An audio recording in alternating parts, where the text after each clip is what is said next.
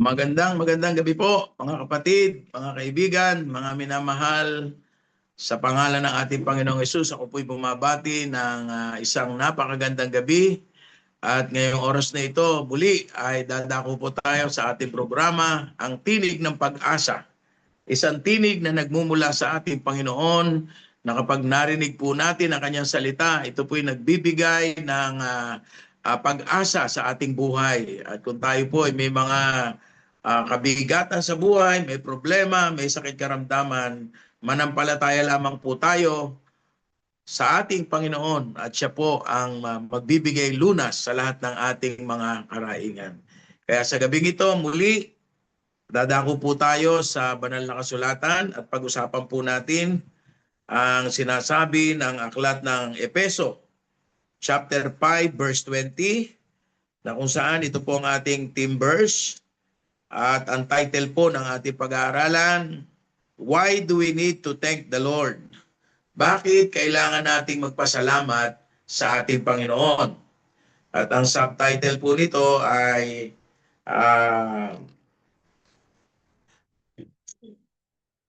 What are the things we need to be thankful for?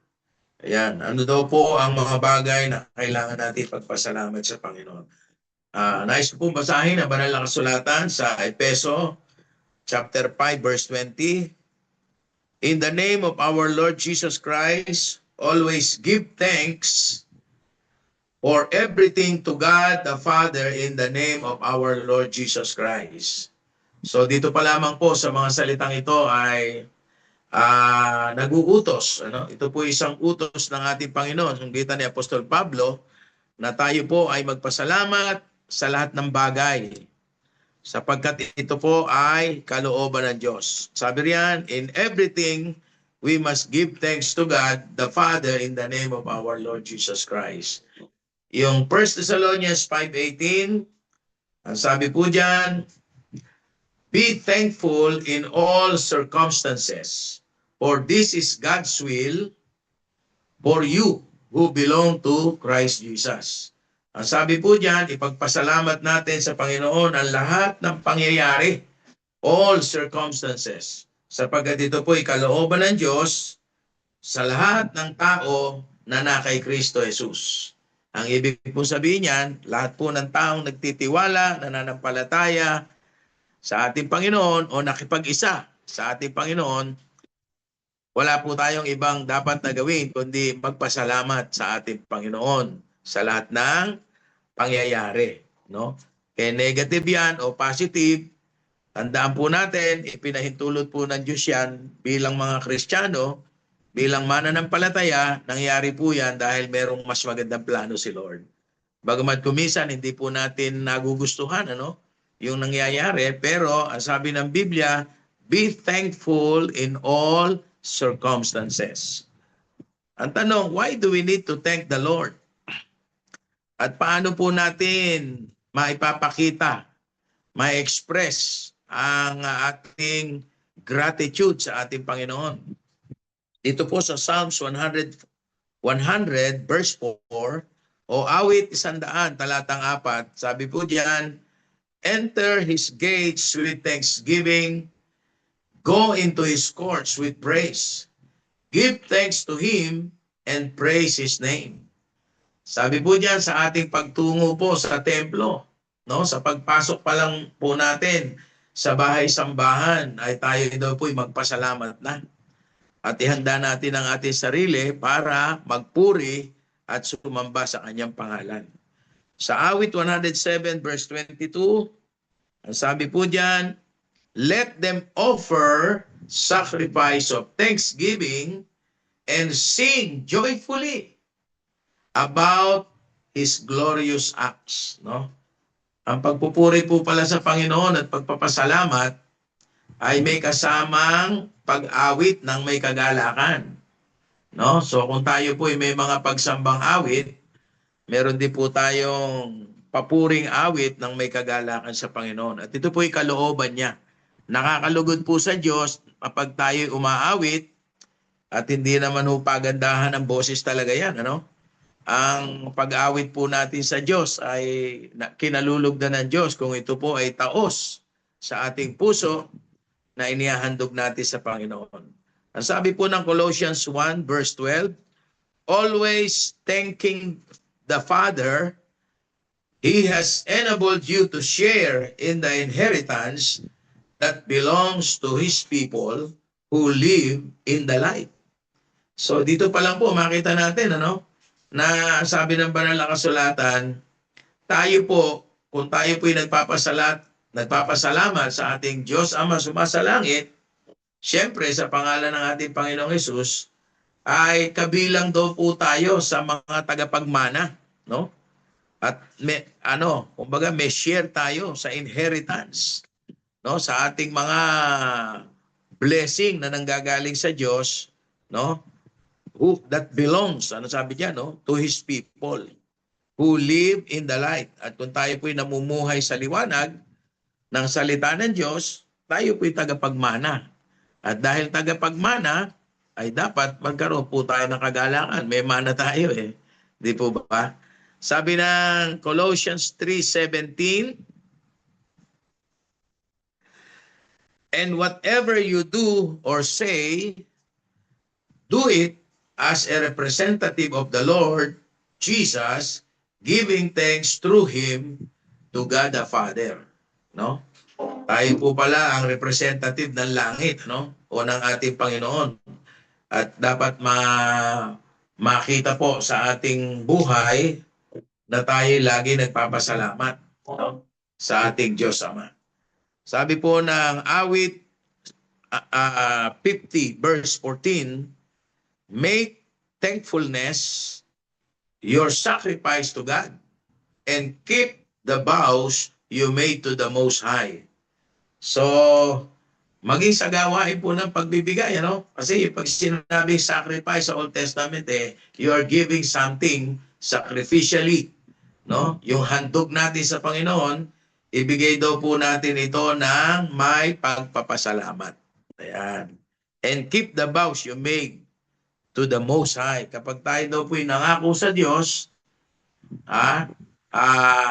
wag nating wag ho nating tawag dito hindi tutuparin. Kung kapag nangako tayo sa Diyos, gawin po natin ito, no? Kasi mahirap mangako sa Diyos tapos hindi natin gagawin. Hindi po nalulugod ang Diyos doon, Sabi ng awit 92 verse 1, it is a good thing to give thanks unto the Lord and to sing praises to the Most High. Isang mabuting bagay ang magpasalamat at magpuri sa ating Diyos na buhay. No, tunay nga pong nakakagalak sa ating Panginoon na tayo po ay laging nagpapasalamat. At syempre, kung nagpapasalamat ka, hindi ka nagrereklamo, di ba? No, kasi kalaban po ng pagpapasalamat yung hindi ka nasisiyahan o ikaw ay nagrereklamo. Kaya sa Panginoon po, dapat lagi tayong marunong magpasalamat. Kung meron man po tayong kabigatan, may problema, ay lumapit tayo sa Panginoon ng sa pagitan ng panalangin, may pasasalamat. Ito po sabi ng Biblia, Philippians chapter 4 verse 6, o sa Pilipos 4:6, do not worry about anything, instead, pray about everything. And tell God what you need.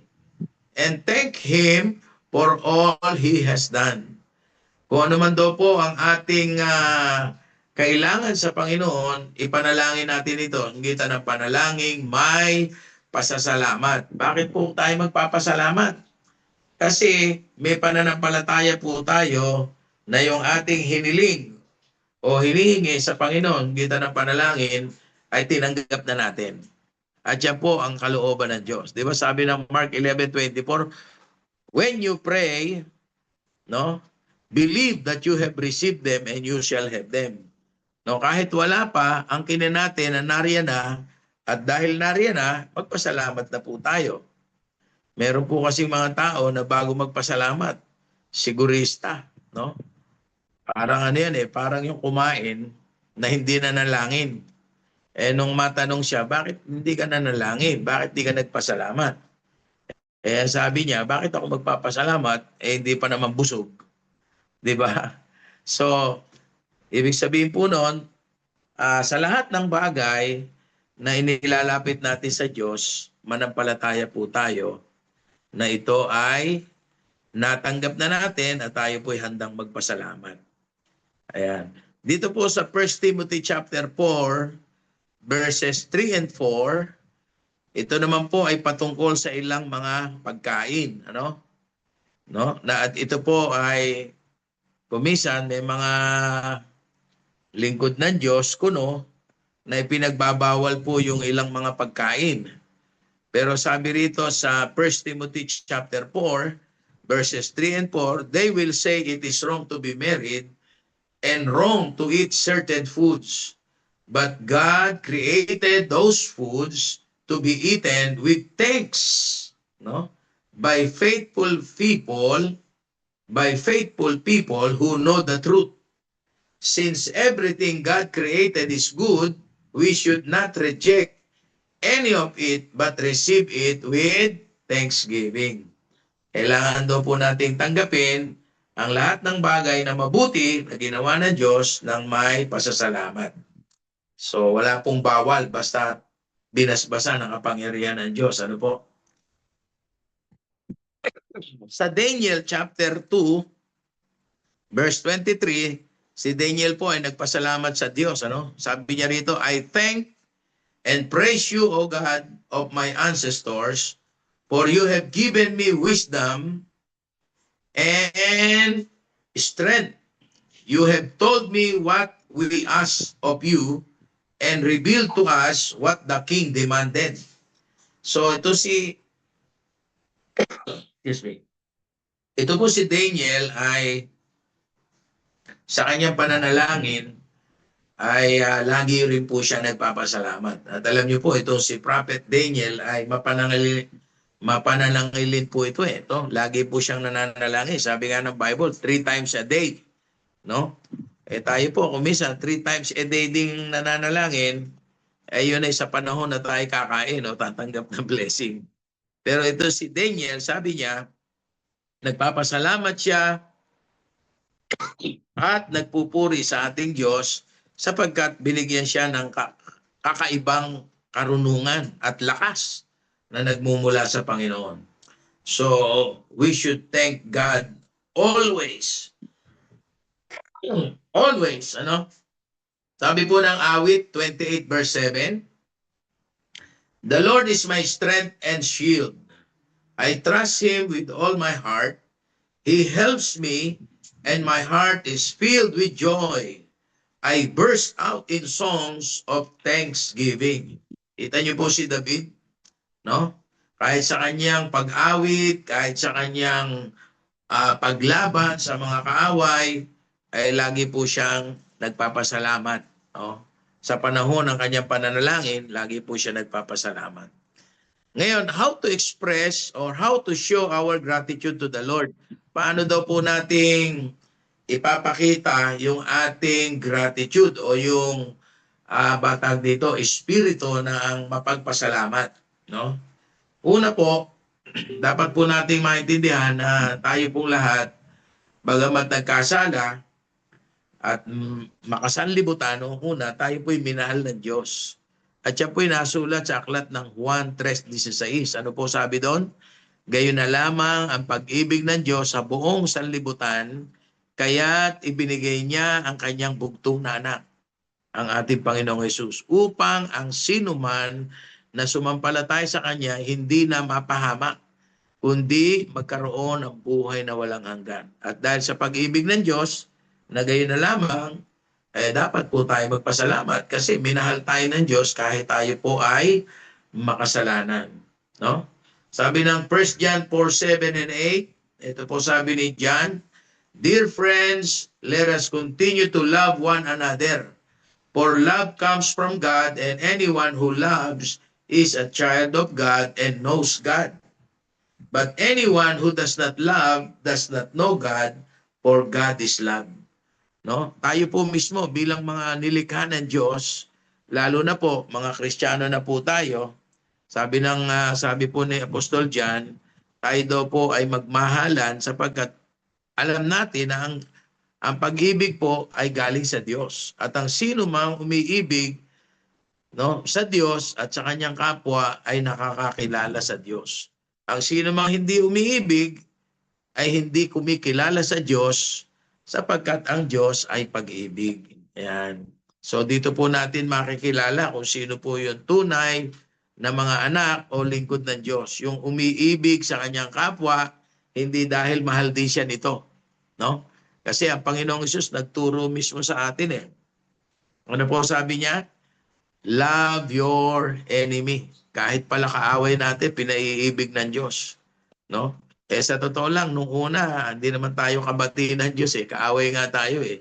Dahil tayo po'y makasalanan. Pero dahil sa pag-ibig ng Diyos, ang buong sangkatauhan ay naligtas at maliligtas kung tatanggapin po nila ang ating Panginoong Hesus at pananampalatayanan yung kanyang tinapos na gawa doon sa krus ng Kalbaryo.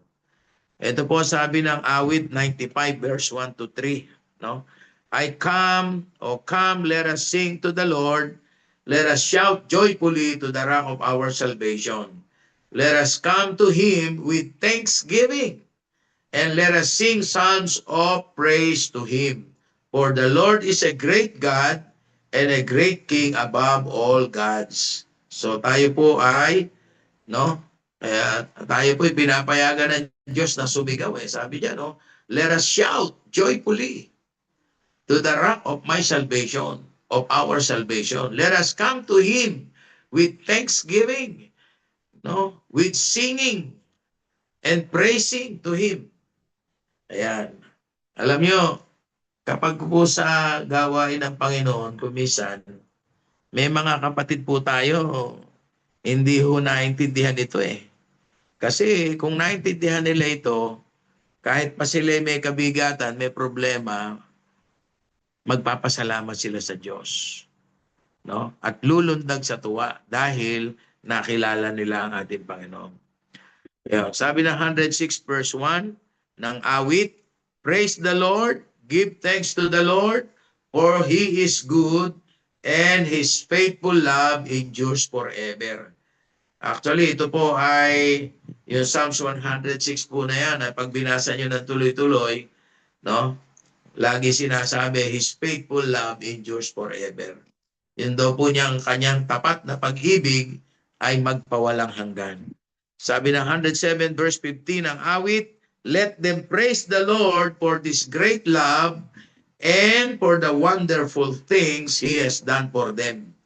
Ayan, kaya dahil sa pag-ibig ng Diyos, dapat ipadama natin sa Panginoon yung ating pasasalamat. Ano pa po? By giving thanks for His provision and supplication. Ang isang napakaganda pong ipagpasalamat sa Diyos, yung kanyang mga biyaya at pagpapalang pinagkakaloob sa atin araw-araw. Tama po? Yung magising lamang tayo sa umaga ng malakas, malusog, no, humihinga ng maganda, no, masarap ang tulog, abay dapat po tayo magpasalamat.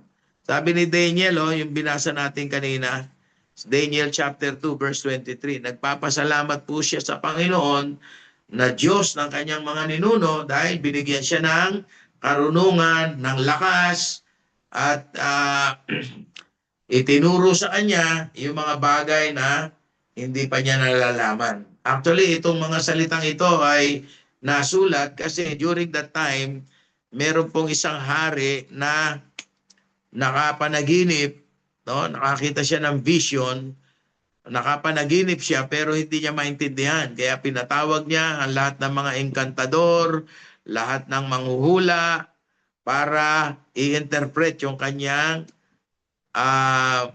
dream. Pero walang nakapag-interpret nito ng tama.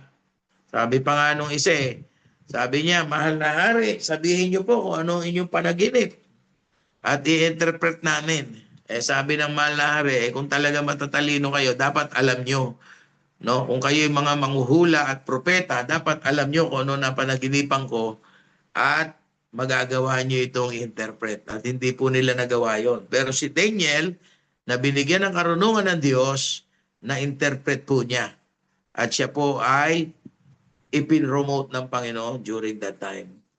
So praise God, ano po? Purihin ang Panginoon. Sabi ng Philippians 4:19, and this same God who takes care of me will supply all your needs from His glorious riches which have been given to us in Christ Jesus. No? Yung alam nating palasak na talatang ito, yung Philippians 4:19, maraming nagko-quote po nito no? At totoo naman, no? Sabi ni Apostol Pablo, and my God shall supply all your needs according to His riches in glory by Christ Jesus. Pero pag itinaas niyo po yung talata, pag tiningnan niyo po doon sa Philippians 4:16, 17, 18, ay makikita po noon, kaya pala dineklara ni Apostol Pablo na pagpapalain ng Diyos at ibubuhos ng Diyos yung masaganang biyaya sa mga taga-Pilipos dahil sila po ay talagang sinuportahan po ang ministeryo ni Pablo, no? Sinuportahan po nila at ang sabi nga doon, yung kanilang mga kaloob ay nagmistulang masamyong handog sa pang-amoy ng Diyos, no? Na kahit hirap ang mga taga-Pilipos, ilang beses po silang nagkakaloob, nagbibigay para sa pangailangan ni Apostol Pablo sa kanyang ministry. Ano po? So, kung ito po ay ating kino-quote, yung Philippians 4:19, be sure na tayo po ay generous person, ano? Giver po tayo. No, kasi kung hindi, ay hindi po epekto itong Philippians 4:19 kahit po sabihin natin ang sabihin. Kailangan po matagpuan tayo ng Diyos na talagang generous, nagbibigay, at sabi nga ng 2 Corinthians 9:6-8, di ba? Yung nagbibigay ng konti, aani lang ng konti. Pero yung nagbibigay ng marami, marami aanihin. Kaya po hindi pagamat ang tinitingnan ng Diyos, yung puso natin, kung tapat, kung wagas na nagbibigay, pagdating po sa paramihan ng blessing, dapat marami tayong itinanim. Doon po nakabase. Prinsipyo po ng Diyos yun. Ano? Maliban sa pagbibigay ng may kagalakan, at sabi niya karon, God is a God of He loves the cheerful giver. Tama po yun. Nagbibigay, minamahal ng Diyos yung nagbibigay ng masaya. Pero kung gusto mong maraming blessing ang ibalik sa iyo ng Panginoon, magbigay ka ng marami, magtanim ka ng marami. Ang nagtatanim ng marami, aani ng marami. Ang nagtatanim ng konti, konti lang aani. So kung gusto niyo po yung maraming ani, magtanim po tayo ng magtanim. Naalala ko yung inatinan namin ni Bishop sa Tagaytay, yung kay Bishop, kay Apostol Renato Carrillo. Naku po, napakaraming offering, ano ba tawag nila doon? Parang buslo no? Mga offering basket na may mga kanya-kanyang pangalan, May tithes, may offering, radio, TV ministry, man of God, no? Pero na-bless po ako kasi yung huling-huling giving, yung pala, kapag ka ikaw ay batawag dito, nagbibigay ka ng pagka ikaw po ay generous giver, no? Na pagka ikaw po ay tumanggap ng blessing, ay dapat ibigay mo sa Panginoon yung kaparte niya. Bagamat hindi kailangan ng Diyos ang pera, pero kailangan po ng ministry yan, kailangan natin sa operation, kaya tayo po ay nagbibigay. Amen? At maganda nga po yung ating napagkasunduan na tulungan. No? Lalo na po ngayon, anniversary po ng church natin dito sa Calapan. At gusto ko po samantalahin ang pagkakataon, iniimbitahan po natin ang lahat ng ating mga kapastoran sa buong Luzon, Visayas and Mindanao. Bagamat di makakarating ang mga taga Mindanao, sobrang layo, no? Pero ang maganda po doon, meron po tayong tinatawag na bayanihan, parang tulungan. Sa amin po ang tawag din bataresan. Ibig sabihin, nagtutulong-tulong po tayo para suportahan yung okasyon o yung event ng ating mga satellite churches. Yung iba nga lang ay wala sa kalagayang magbigay. Pero kasi napagkasunduan po yan, kaya dapat ay pagtulong-tulungan po natin. No? Pagtulungan po natin. At yan naman ay talagang blessing po ang kapalit niyan, ano? So praise God. So salamat sa Panginoon. Ano pa po ang ating, no? Paano po natin maipapadama yung ating pag-ibig sa yung ating kagalakan o yung gratitude po natin sa Panginoon? Sabi rito, by giving thanks for His words and promises. No? Sa pamamagitan ng pagpapasalamat sa kanyang mga salita at sa kanyang mga pangako. Ano po? Sabi ng awit 119 verse 62, I rise at midnight to thank you for your just regulation.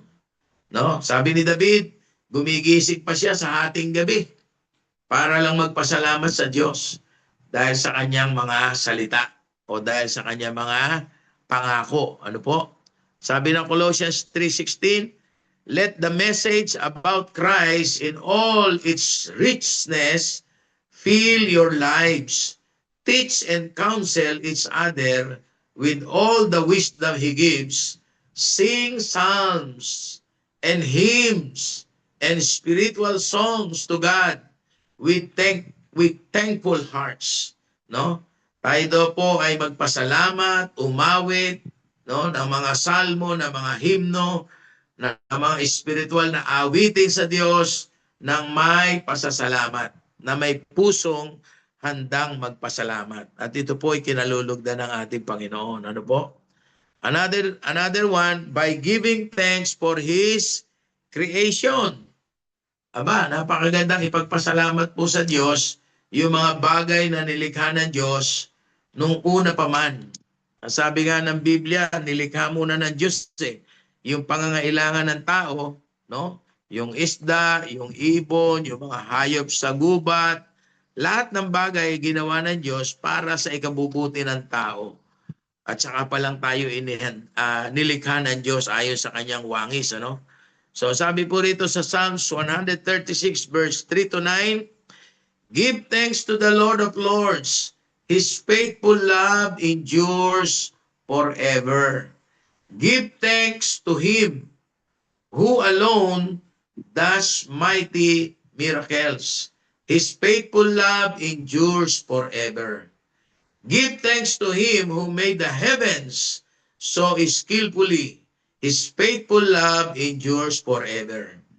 Sabi ng verse 6, give thanks to Him who placed the earth among the waters. His faithful love endures forever. Give thanks to Him who made the heavenly lights. His faithful love endures forever. Ano po yung mga heavenly lights na yan? The sun to rule the day.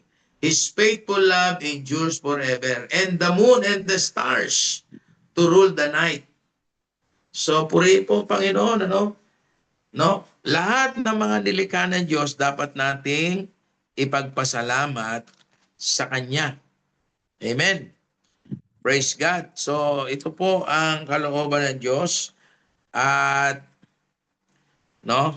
Last, sabi po dito, give thanks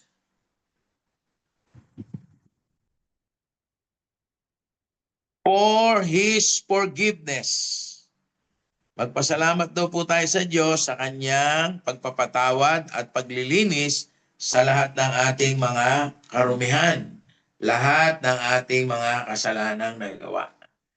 Amen. Pinatawad po tayo ng Panginoon. Sabi rito, let all that I am praise the Lord. May I never forget the good things He does for me. Okay? In that day, sabi rito sa Isaiah 12 verse 1, in that day you will sing, I will praise you, O Lord. You were angry with me, but not anymore. Now you comfort me. Praise the Lord. So yun po, no? Ipagpasalamat natin sa Diyos na tayo po ay pinatawad ng ating Panginoon sa ating mga karumihan at sa ating mga kasalanan. Okay po. Give thanks. Meron pa po. Give thanks for all God's people. No? Binanggit din po dito yan sa 1 Thessalonians chapter 1 verse 2, Philippians 1, 3-6, Philemon 1:4, Hebrews 10:25, 2 Thessalonians 1 verse 3. Alam niyo si Apostol Pablo po, maalalahanin no? Lagi niyang binabanggit at tinatawag sa pangalan ang kanyang mga tawag dito, mga anak sa pananampalataya at siya po'y nagpapasalamat. Sabi nga niya dito sa Philippians 1:3-6, ako'y nagpapasalamat sa Diyos tuwing maaalala ko kayo sa panalangin. No? Yun namang Hebrews 10:25, alam natin, yan po yung fellowship with one another. Pagpasalamat natin sa Diyos, yung mga tao na ibinigay ng Diyos sa atin para hindi lamang para tumulong, kundi maka-fellowship po natin, makasama po natin araw-araw na sumasamba sa Diyos. And lastly, sabi rito, give thanks for His great plan for us. Hindi pa po tapos. Meron pa pong magandang plano ang Diyos sa buhay natin. At yan po ay nasulat sa aklat ng Jeremiah 29:11. Yan po ang aming team verse sa anniversary po ng J. Blue Calapan City. No, Jeremiah 29:11. Ano po sabi doon? I know the plans I have for you, declares the Lord. Plans to prosper you and not to harm you. Plans to give you hope and a future. No? So ang plano po ng Diyos sa atin, napakaganda. Maaaring tayo po, may mga plano sa buhay, may mga ambisyon tayo, meron tayong gustong mangyari, pero sabi ng Biblia, ang sabi ng Panginoon, mas maganda yung plano niya. Kaya po, kung may plano po tayo, isuko po natin sa Panginoon yan. Ako po, sa totoo lang, hindi po ako nag-ambisyon o nagplano na maging pastor o lingkod ng Diyos. No, ang gusto ko lang po yumaman. Ang gusto ko lang po ay makaahon sa kahirapan dahil ang mga magulang ko po, ang mga kapatid ko po, laki po lahat kami sa hirap. But praise God, no? Bagamat ako po ay naging isang professional, nakapagtrabaho din po ako sa gobyerno, pero ang lahat ng ito ay aking tinalikdan. Ako po ay umalis sa pagtatrabaho sa gobyerno at nakipag-covenant po ako sa Panginoon at sabi ko sa Kanya, Lord, ikaw na po ngayon ang aking employer.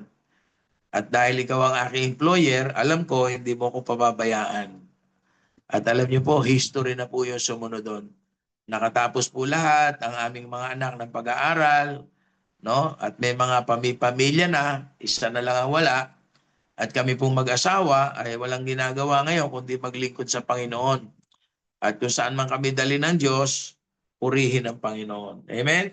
Sabi po ng 2 Corinthians 2 verse 14, no? Tayo daw po ay sinasama sa parada ng tagumpay. Ayan, no? 1 Corinthians 15 verse 57, napagtagumpayan na po natin ang kasalanan at kamatayan. No? Kaya tama po yung sabi ng Panginoong Jesus sa John chapter 11 verse 25, na ang sino man sumasampalataya sa akin, bagamat mamamatay, ay muling mabubuhay. No? Lagi ko po isinishare yan. Pagka may mga patay, may mga service po tayo sa patay. Necrological services. Ang pangalawang sinabi ng Panginoon doon, at ang sino mang nabubuhay ngayon na nananampalataya sa akin ay hindi na mamamatay kailanman. Ano po ibig sabihin nun? Yung pangalawang kamatayan pong binabanggit dyan, hindi na po yung physical, spiritual death na po yun. Nang ibig sabihin, kapag ang tao ay nanampalataya sa Kanya, ay hindi na mamamatay o hindi na mapupunta doon sa dagat-dagatang apoy o sa impyerno, sapagkat siya ay mapupunta na sa piling ng Diyos kung siya ay nagtiwala at nanampalataya sa ating Panginoon. Amen po? Hebrews 12:28 and 29, no? Ang binabanggit po diyan ay ang kaharian ng Diyos na unshakable. Alam niyo po, maraming kaharian sa mundo ang bumabagsak, natatalo, at naaalipin ang kanilang kaaway. Pero merong isang kaharian na kailanman ay hindi matitinag. At yan po ay ang kaharian ng Diyos. At kung tayo po'y nandyan sa kaharian ng Diyos, hindi po tayo matitinag. Amen po? Walang ibang pinaka-safe na lugar kundi ang kaharian ng Diyos na kung saan naroon ang presensya ng ating Panginoon. So, purihin po Panginoon. Ang conclusion po natin sa Psalms 116, verse 12 to 14. Ang sinasabi po dyan, what shall I return to the Lord for all His goodness? Ano po ang igaganti ko sa Diyos dahil sa kanyang mga kabutihan? I will lift up the cup of salvation and call on the name of the Lord. Itataas ko, sabi niya, yung cup of salvation. Dapat, alam niyo po, yung kaligtasan tinanggap natin, libre po yan eh. Libre, walang bayad. Ang kailangan na lang natin, panampalatayanan, tanggapin, no, sa ating buhay. Kasi pag hindi natin tinanggap, hindi mapapasa atin. At dahil tayo po'y naligtas na, at tayo po'y nasa piling na ng Panginoon, spiritually speaking, no, ang sabi diyan, itaas po natin. Ano po ibig sabihin nun mga kapatid? Ipagsabi natin, yung kaligtasan nating natanggap na libre, i-offer din po natin sa iba sa pamamagitan ng ating pagpapatotoo at paghahayag ng kanyang buhay at banal na salita. Gamitin po natin yung napakaigsing way of expressing salvation from the Lord, yung Magnum 357, using John chapter 3, verse 3, verse 5, verse 7. Yung po yung born again experience, mga kapatid, di ba? No? Ano sabi rito? I will fulfill my vows to the Lord in the presence of all His people. No? Tutuparin ko ang lahat ng aking mga ipinangako sa aking Panginoon. No? At ito ay sa kalagitnaan ng mga tao. Mga kapatid, sa gabing ito, wala pong dahilan para hindi tayo magpuri at magpasalamat sa ating Diyos. Marami pong bagay na dapat natin ipagpasalamat. Sabi ng banal na kasulatan na ating binasa, lahat ng pagkakataon, lahat ng bagay na nangyari at naganap, ipinahintulot ng Panginoon para sa igabubuti natin yan. Dahil tayo po ay nagtiwala at nanampalataya na sa ating Diyos. So, purihin po ang Panginoon. Ngayong gabi, nais ko pong ipanalangin ang buhay ng bawat isa na ngayon ay sumusubaybay sa programang itong Ang Tinig ng Pag-asa. Tayo po'y manalangin.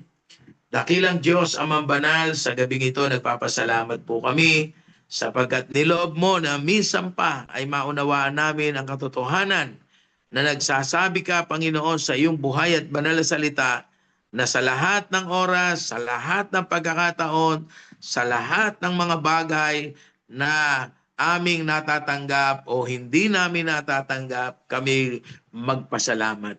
At kung may mga dalangin ng aming puso, O Diyos, sa ano pa mang bagay, kami po'y lumapit sa iyo ng may pananampalataya at manalangin ng may pasasalamat sapagkat ito po'y kinalulugdan mo, Panginoon, at ipagkakaloob niyo po ang lahat ng bagay na aming inihiling ayon sa iyong kalooban.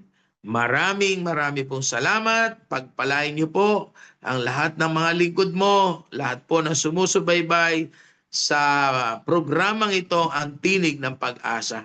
At Lord, I pray in Jesus' name, sa po namin pinagkakatiwala ang aming buhay, ang aming mga kapatid, Lord, at maging ang aming pong darating na selebrasyon ng ika-18 taon ng gawain mo dito po sa lungsod ng Calapan City. Lord, we pray and we declare pinagtagumpay mo na po kami, Panginoon. At sa pagdating ng aming mga kamanggagawa, mga pastor, sa buong Luzon, Panginoon, hindi man makarating ang mga taga Visayas and Mindanao, Ama, nagpapasalamat po kami sapagkat lagi mo rin po silang iniingatan at pinagpapala. Salamat po, Ama, ang pagdating po ng aming bishop kasama ang mga pastor at maging ang aming guest speaker, Pastora Catherine Cruz at ang kanyang asawa, Pastor Mel Cruz. Ingatan niyo po sila at makarating ng maluwalhati dito po sa Mindoro at maunawaan po namin at matanggap ng may kagalakan ang iyong mga salita na kanilang dadalin. Salamat po, Ama. We honor you, Lord. We praise you. We declare the victory. In Jesus' name, in Jesus' name. Amen. Amen. Purihin po ang Panginoon, mga kapatid. Magandang gabi po. At sumayin niyo po ang pag-ibig ng Diyos, ang pagpapala ng ating Panginoong Hesus, at ang presensya ng Banal na Espiritu ay lagi sumayin niyo ngayon, bukas, at magpakailanman. God bless you all. God bless you.